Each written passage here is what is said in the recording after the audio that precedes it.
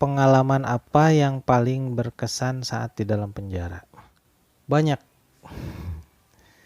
Pengalaman yang berkesan banyak sih. Karena eh, masuk penjara, di penjara itu adalah pengalaman pertama saya. Pasti banyak hal-hal yang tidak saya ketahui, hal-hal baru yang saya dapatkan dan semuanya itu berkesan. Mulai dari makanannya, terus lingkungan, gak pernah saya terpikirkan akan merasakan bagaimana kehidupan di dalam penjara. Selama 2 tahun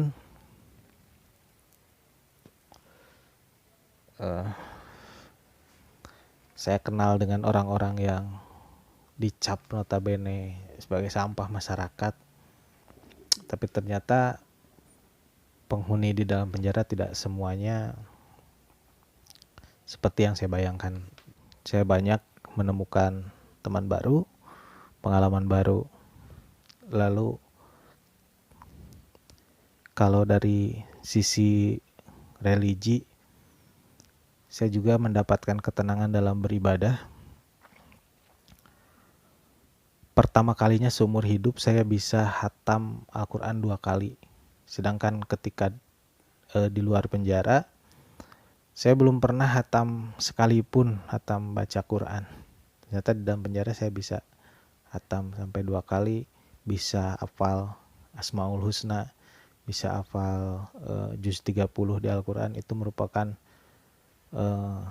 ya buat saya pribadi itu suatu kebanggaan lah. Dalam ibadah pun sholat misalkan, saya belum pernah merasakan kenikmatan sholat seperti ketika saya dalam penjara. Tolak ukurnya ketika tahajud. Meskipun masih bolong-bolong, saya termasuk orang yang sering tahajud ketika di dalam penjara. Ya pengennya sih ketika keluar pun rutinitas yang baik seperti itu bisa saya bisa saya rutinkan ya ketika di luar lapas. Tapi ternyata memang susah.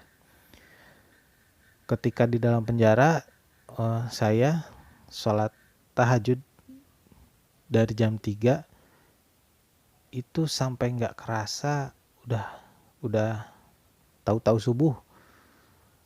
Jadi ya sulit diucapkan dengan kata-kata ya, cuman bisa dirasakan bahwa ternyata di dalam sholat itu ada kenikmatan, sampai-sampai saya merasa kok waktunya itu kurang, waktu kurang ketika kita sholat tahu-tahu udah subuh.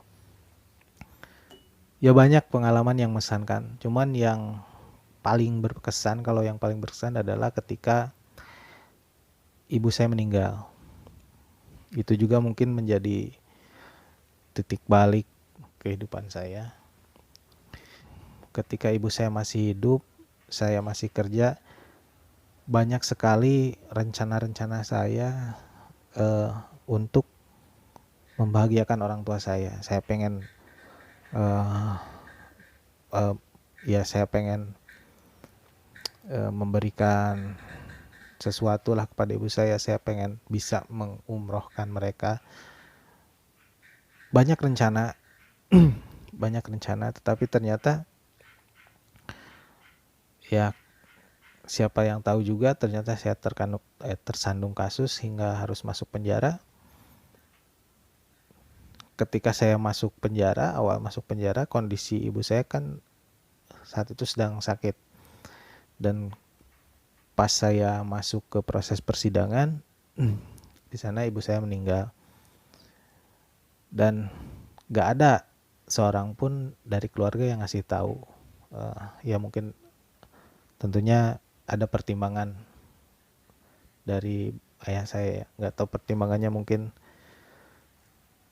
karena gak ingin membebani saya yang sudah cukup menderita di dalam. Saya tahunya itu ketika proses persidangan. Jadi pas sidang, kan biasa ketika kita dikumpulkan di ruang tunggu itu dijadikan momen kesempatan untuk pinjam handphone ke saudara. Saat itu saya pinjam handphone punya istri. Dan di WA saya nggak tahu, lupa lagi, entah WA entah BB saat itu ya, BlackBerry. Banyak sekali ucapan bela sungkawa. Saya penasaran ketika dibuka ternyata ya bela sungkawa ibu saya meninggal. Ya, saya merasa sangat kecewa dengan diri saya sendiri. Banyak hal yang belum bisa saya lakukan untuk ibu saya, dan tiba-tiba saja ibu saya sudah meninggal. Di sana saya sangat kecewa dan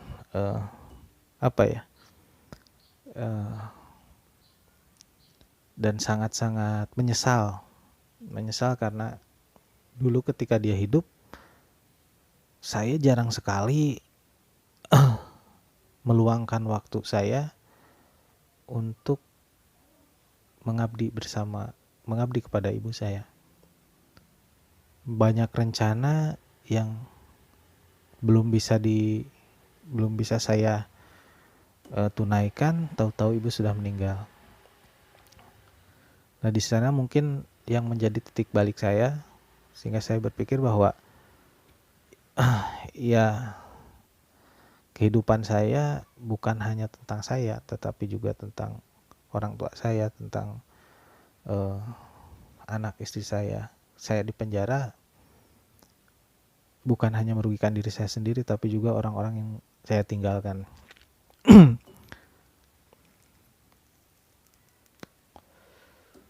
Itu mungkin hal yang paling berkesan buat saya ketika di dalam penjara. Ya, mungkin itu. Intinya kalau misalkan ya teman-teman masih punya orang tua, jangan sia-siakan kesempatan berbakti kepada orang tua selagi mereka masih hidup. Karena kita tidak tahu kapan mereka akan meninggalkan kita. Assalamualaikum warahmatullahi wabarakatuh.